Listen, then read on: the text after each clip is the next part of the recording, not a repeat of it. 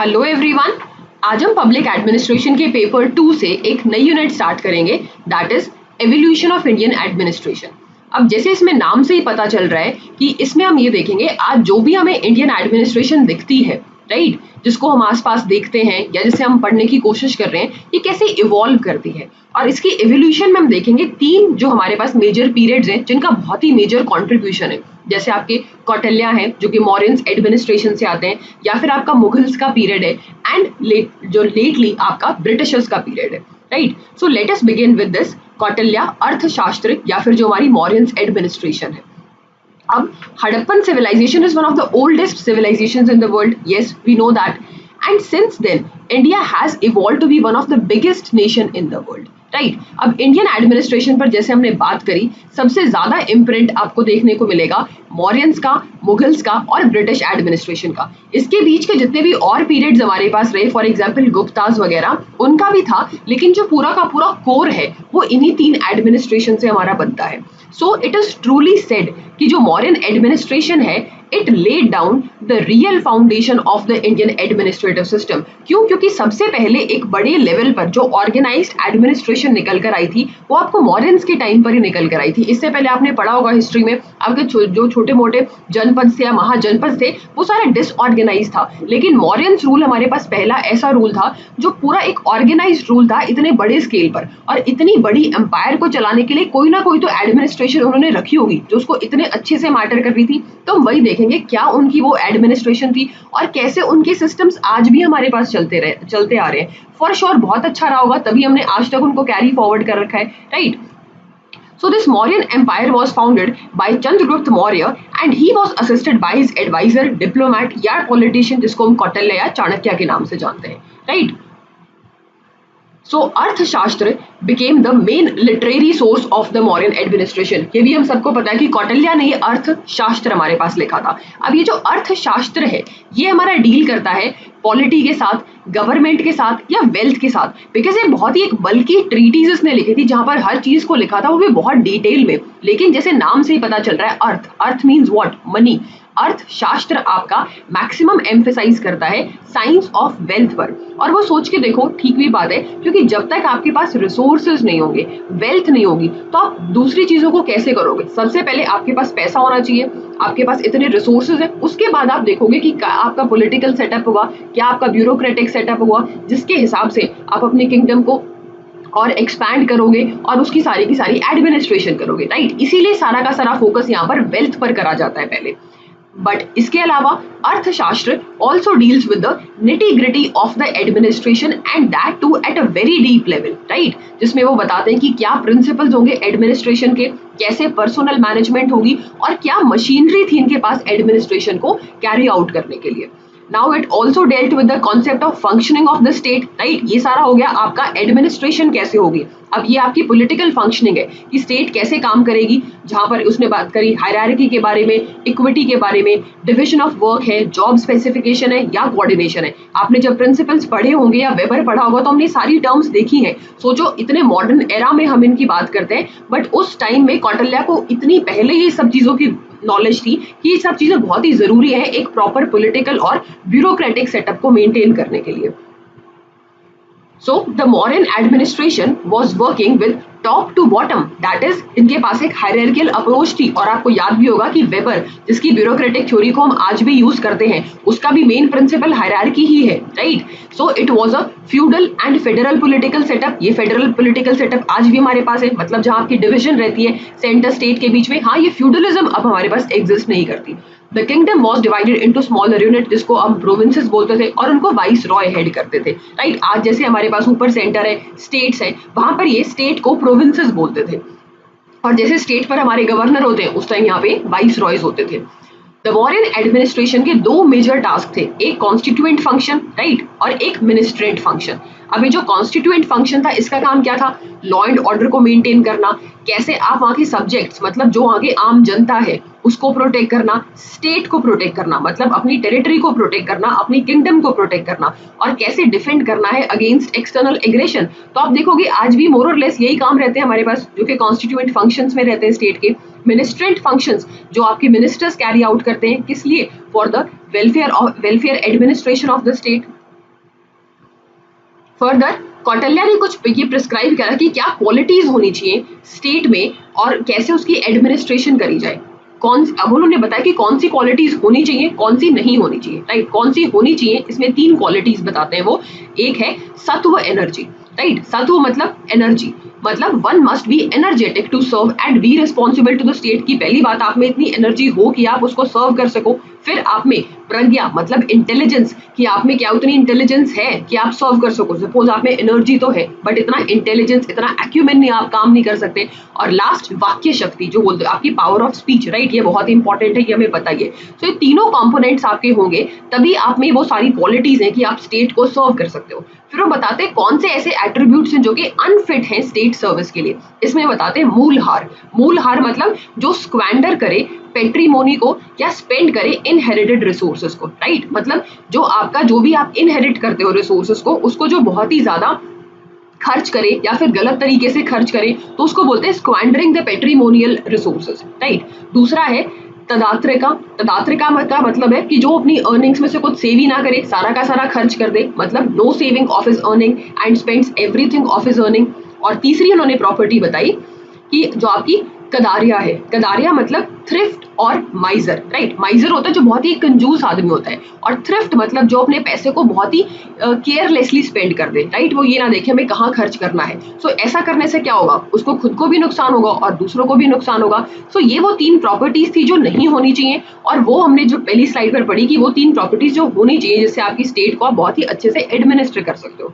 So in short the modern administration या Kautilya Arthashastra clearly outline the requirement for the recruitment. आप देखोगे आज भी कितना इंपॉर्टेंट होता है, राइट। जब हमने पर्सनल एडमिनिस्ट्रेशन पढ़ा था हमने देखा था कि रिक्रूटमेंट का सबसे बड़ा प्रिंसिपल होता है कि right person at the right job. और ये कौटिल्य को इतने पहले पता था, राइट। तो जब भी आप इस पूरी पब्लिक एडमिनिस्ट्रेशन को कंप्लीट कर लोगे, आपको इंटरलिंकिंग आनी बहुत जरूरी है कि आप किसी भी आंसर में जहां पर्सनल का आंसर लिख रहे हो आपको कौटिल्य मेंशन करना आए, या फिर आप गुड गवर्नेंस कर रहे हो तो कौटिल्य को मेंशन कर सकते हो। आप एवोल्यूशन कर रहे हो तो आप कैसे पर्सनल से रिलेट करोगे, कैसे वेबर से रिलेट करोगे। जिस दिन आप ये इंटरलिंकिंग समझ के पब्लिक एडमिनिस्ट्रेशन में बहुत अच्छे मार्क्स को ले सकते हो, right. So moving further other aspects इसमें कौन कौन से उन्होंने बताया कि पर्सनल मैनेजमेंट कैसे करते हैं, उनकी salary, pension, promotion, transfer, removal, सब कुछ बिल्कुल डिटेल में उन्होंने बताया था अर्थशास्त्र में, राइट। सैलरी देते थे यहाँ पर ये सारे के सारे पर्सनल्स को जो भी वो काम कैरी करते थे। Promotion seniority cum merit system पर होता था। आप देखोगे आज भी हम यही यूज करते हैं, seniority cum merit system. However the king has the final से, राइट, क्योंकि उस टाइम किंग ही सारे के सारे आपका रिस्पॉन्सिबल था लॉ एंड ऑर्डर के लिए, रेगुलेशंस के लिए, वही एक सर्वे सर्वा था सब कुछ। There was no fixed rule for the transfers. अब ट्रांसफर किस पे डिपेंड करती थी?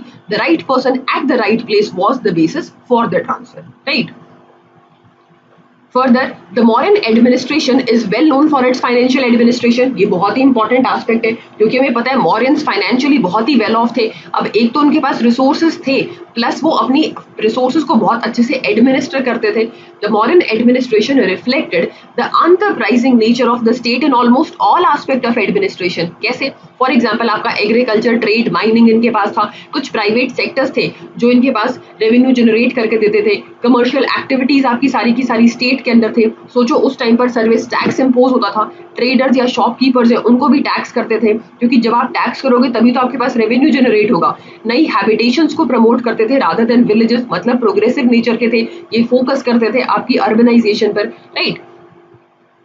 देन हमारे पास 3 तरह की यहाँ स्किल्स थी, या हम कह सकते हैं 3 तरह की वोकेशंस थी। अब हमें पता है पुराने जमाने में क्या एग्रीकल्चर आपकी मोस्ट इंपॉर्टेंट एक्टिविटी होती थी। ट्रेडिंग करते थे, इनके टाइम में काफी सारा आपका इंपोर्ट एक्सपोर्ट होता था। कैटल टेंडिंग है, कैटल आपने पढ़ा होगा कि वैदिक एज से हमारे पास आना शुरू हो गया था, राइट, कि जो मतलब कैटल टेंडिंग जो आपका काउस की देखरेख करते थे। और जैसे अभी मॉडर्न डे में हमारे पास प्लानिंग एंड बजटिंग होती है, ऐसी उस जमाने में भी वो प्लानिंग और बजटिंग करते थे, बस उनका पर्पस डिफरेंट था, राइट।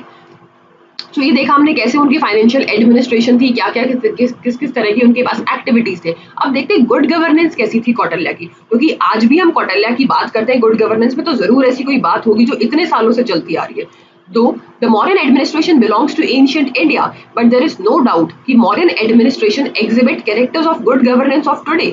अब वो कौन-कौन से फीचर्स जो रिफ्लेक्ट करते हैं गुड गवर्नेंस को? जैसे the king had to measure and थे, राइट। एक उसके खुद के जो एंड प्राइवेट या इंडिविजुअल एंड होते हैं, और एक आपका जो पब्लिक एंड, राइट, जो आप पब्लिक वेलफेयर कैरी आउट करना चाहते हो। अब ये जो दोनों एंड थे, सबसे अच्छी बात ये बहुत ही ब्यूटिफुली मर्ज थे, right. The king has fulfilled both the ends, चाहे अपने इंडिविजुअल है या पब्लिक है। आप अगर इसको कॉन्टेम्प्रेरी टाइम से रिलेट करो तो हमारे पास जितने भी एडमिनिस्ट्रेटर्स हैं या पॉलिटिशियंस हैं, राइट, यहाँ पर हमेशा कॉन्फ्लिक्ट रहता है कि अगर आप इंडिविजुअल एंड्स को मीट करोगे आप पब्लिक नहीं कर पाओगे, पब्लिक को करोगे इंडिविजुअल को नहीं कर पाओगे, तभी हमारी गवर्नेंस में प्रॉब्लम आती है। लेकिन ये लोग इतनी अच्छी गवर्नेंस कर पाते थे बिकॉज किंग दोनों ही चीजों को लेके चल रहा है और दोनों को बहुत ही अच्छे से कैरी आउट कर पा रहे हैं। अब केपी जायसवाल कहते हैं कि कौटिल्यन किंग खुद को एक कॉन्स्टिट्यूशनल स्लेव मानते थे, राइट, कि मतलब उस जमाने में कॉन्स्टिट्यूशन को इतना मानते थे कि वो ड्यूटी बाउंड है, जो वहां पर लिखा हुआ है वो वैसे ही कैरी आउट करेंगे। आज हमें पता है कि हमारा कॉन्स्टिट्यूशन को हम कितना ओबे कर पाते हैं, कितनी सारे उसमें आपकी निटिग्रिटीज या लूप होल्स निकल कर आते हैं। बट उस जमाने में कौटिल्यन किंग, कौटिल्य ने बोला था कि जो भी किंग होगा वो कॉन्स्टिट्यूशनल स्लेव होगा, right. King is bound by the constitutional duties, the king had the absolute power, लेकिन साथ में उसकी कुछ मॉरल वैल्यूज भी होंगी, तभी वो अपना काम ठीक से कर पाएगा। The modern administration was guided by well-defined code of conduct थे उनके पास। King and officials had to follow that code of conduct।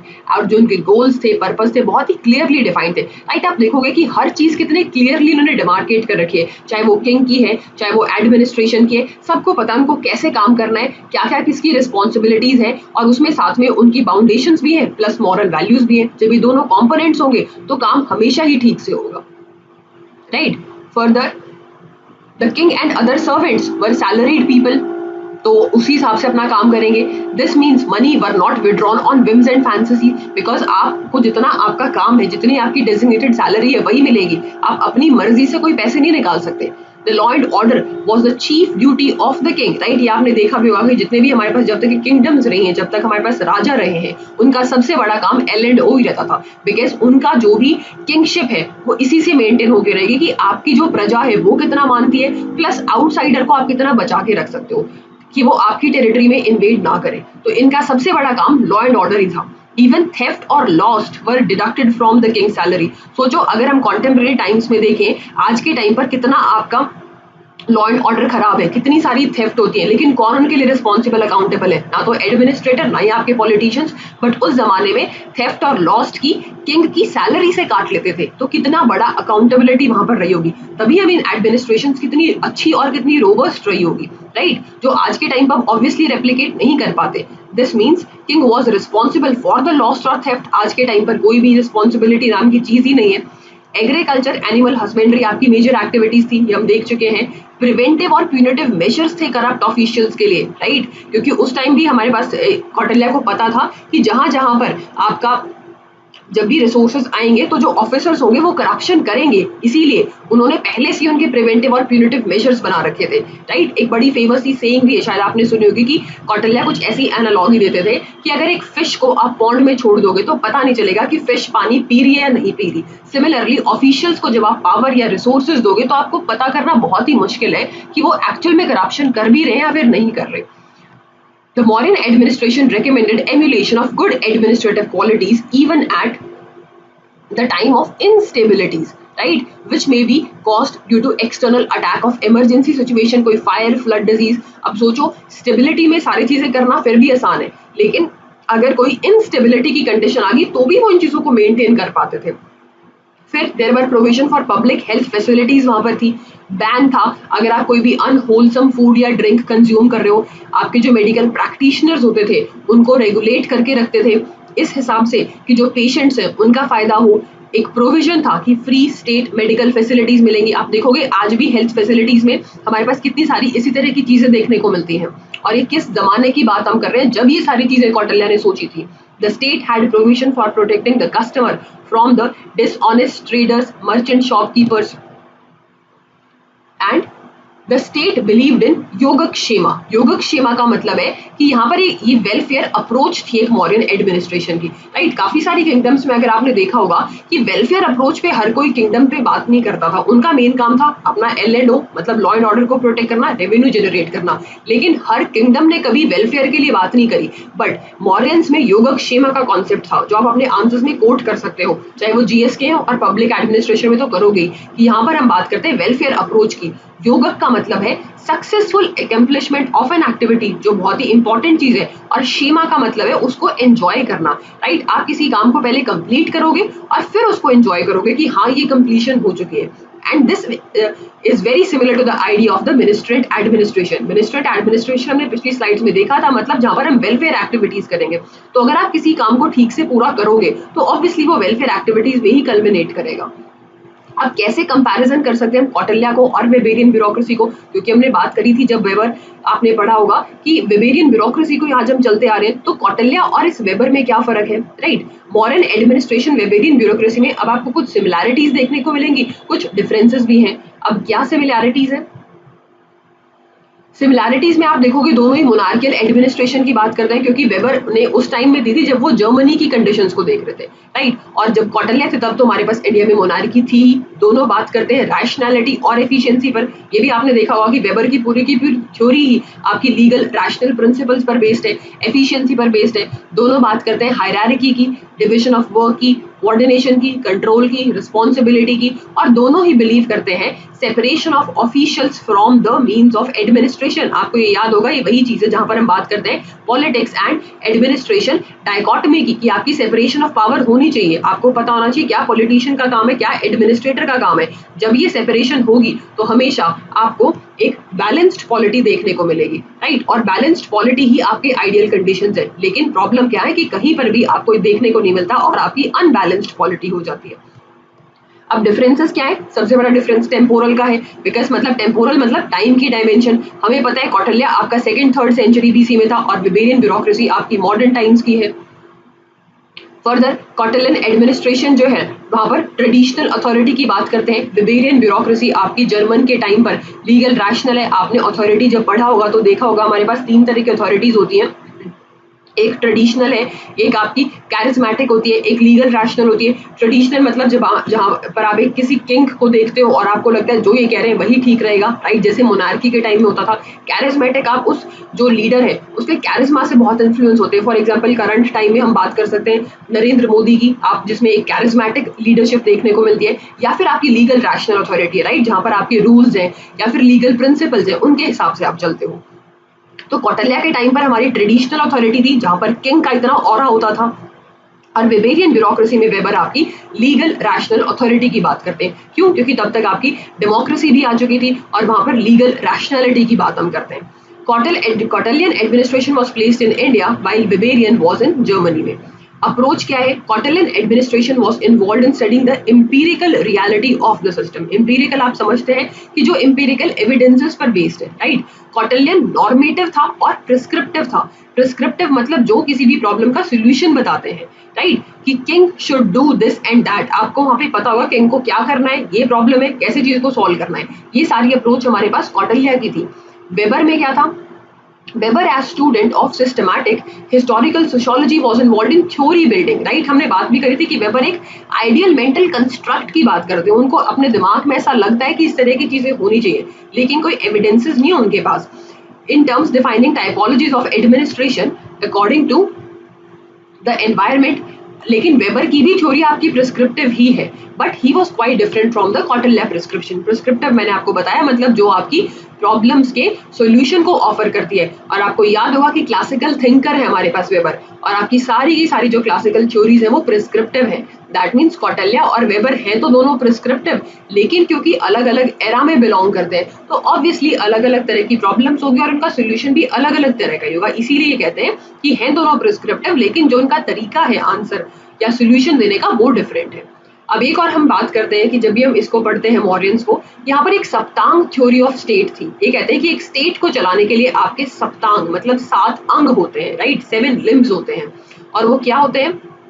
एक आपका किंग है जो आपका स्वामी है या रूलर है, एक अमात्याज है मतलब जो मिनिस्टर्स इस किंग को असिस्ट करते हैं, फिर आपकी जनपद है जिसको आप टेरिटरी मतलब जो आपकी बॉर्डर आपका जो भी ये टेरिटरी होगी आपकी किंगडम की, देन दुर्ग है मतलब जो फोर्ट है आपका वहां पर, कोष नाम से पता चल रहा है, ट्रेजरर है, दंड द आर्मी जो एनफोर्स करेगी कमांड ऑफ द स्टेट को, एंड लास्टली मित्र जो हमारे पास फ्रेंड है, राइट। कौटिल्य ने बहुत ही इंपॉर्टेंस दी है एनिमी विद द फ्रेंड को। आप आगे देखोगे बहुत सारे फ्रेंड्स की इसको इंपॉर्टेंस देते हैं कि आपके एनिमी का फ्रेंड कौन है, एनिमी के फ्रेंड का फ्रेंड कौन है, काफी सारे आगे तरह इस तरह की आपकी टर्मिनोलॉजीज देखने को मिलेंगे।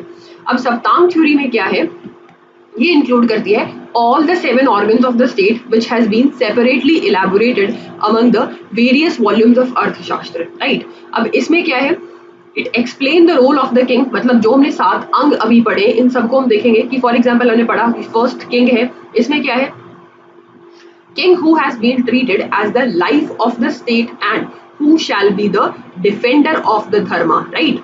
Who is suppose to be धार्मिक होगा, एंथुसियास्टिक होगा, पावरफुल होगा, एग्रेसिव होगा, डिसाइसिव होगा, फियरलेस होगा and free from self intelligence, मतलब वो खुद के प्लेजर्स में खुद इतना ध्यान नहीं देंगे। अलॉन्ग विद दिस दूसरा ऑर्गन हमने अमात्या पढ़ा है जो कि मिनिस्टर्स किंग को असिस्ट करने के लिए, इनकी नेक्स्ट पोजीशन होती है हायरार्की में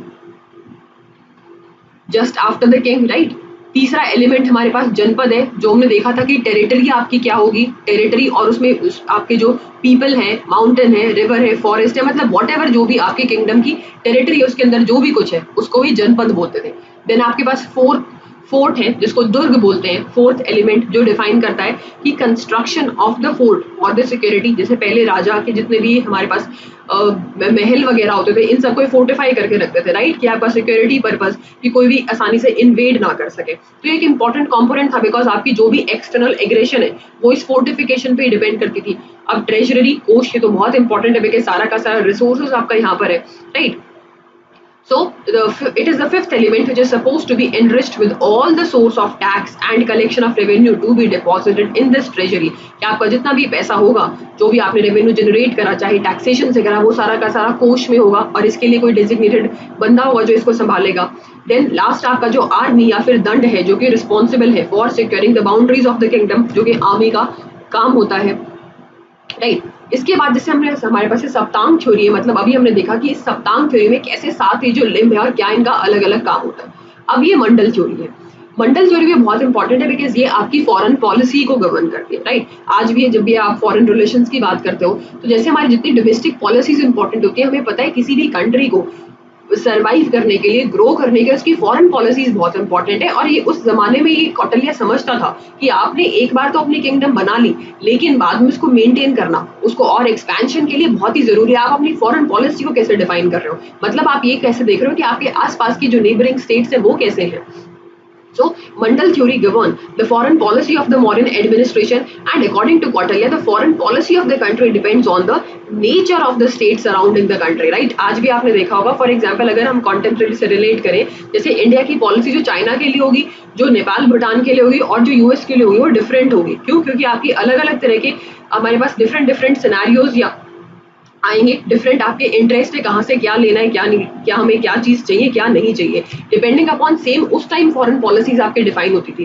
कौटिल्य का प्राइम कंसर्न लेकिन इस सारी पॉलिसीज में कौन होता था? सेंट्रल किंग, क्योंकि वही सबसे इंपॉर्टेंट है, whom he defines as the potential conqueror या फिर विजिक्षु इसको ये बोलते थे, who is located inside a well defined space जिसको हम मंडल बोलते हैं। मतलब सपोज आप ऐसे मान लो कि जैसे ये मंडल है, यहाँ पर आपका किंग है, राइट, तो ये इस पूरे को मंडल थ्योरी बोलते हैं कि इसको आपका सबसे बड़ा काम है इस किंग की प्रोटेक्शन करना। बिकॉज पहले हम देखते थे ना कि जब भी कोई भी किंगडम पे आप इन्वेड कर रहे हो, आप उसके अगर राजा को बंदी बना लोगे, द किंगडम इज गॉन, तो सबसे बड़ा काम है आपका इस राजा को प्रोटेक्ट करना। और फिर आपको देखना कि आसपास कौन कौन नेबर्स हैं जिनसे हमें ये देखना है कि कैसे इस राजा को प्रोटेक्ट करा जाएगा। ये सारी आपकी मंडल थ्योरी थी। कौटिल्य फर्दर बताते हैं कि 10 तरह के किंग हो सकते हैं इस एक मंडल सिस्टम में, राइट, डिपेंडिंग अपॉन किस तरह की उस किंग की क्वालिटीज है। जैसे विजिक्षु है जो आपका सेंट्रल किंग है, फिर आपका अरी है जो एनिमी है in front of the central king, right. Then मित्र है जो आपका फ्रेंड होगा, अरी मित्र है जो उस एनिमी का फ्रेंड होगा, जिसमें बात करती है कौटिल्य बहुत ही इंपॉर्टेंस देते हैं एनिमी को भी और एनिमी के फ्रेंड्स को भी।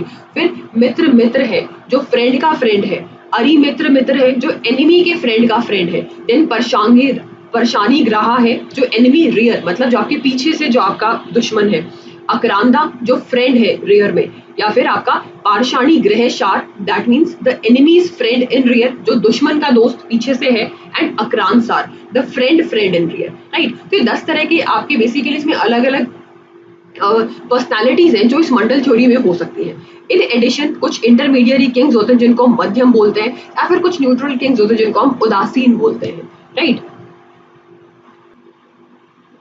So this complete our topic on of this Mauryan administration. अब एग्जाम में एज सच ये पूछने की बहुत ही कम पॉसिबिलिटी है कि वो आपसे पूछ ले कि फीचर्स क्या थे मौर्यन एडमिनिस्ट्रेशन के। अगर इस टॉपिक पे क्वेश्चन बनता है तो वो यही बनेगा कि मौर्यन एडमिनिस्ट्रेशन के कौन से फीचर्स थे जो आज भी हमने वैलिड है या जो आज भी आपको देखने को मिलते हैं, राइट। तो इस पर्टिकुलर टॉपिक में आपको वो एक इंटरलिंकिंग आनी बहुत जरूरी है। जैसे अगर कहीं पर गुड गवर्नेंस है, आप कौटिल्य का रेफरेंस दे सकते हो।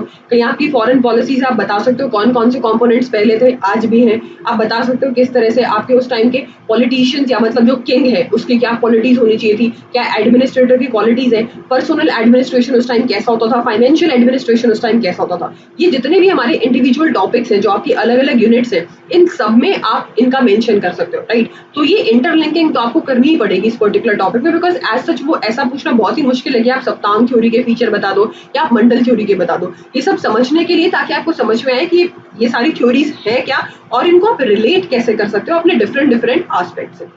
सो this completes our topic on Mauryan administration. Next part में हम देखेंगे कि मुगल्स और ब्रिटिशर्स का क्या इन्फ्लुएंस है आज के इंडियन एडमिनिस्ट्रेशन पे। Till then keep learning, stay blessed. Thank you so much for listening to the whole presentation.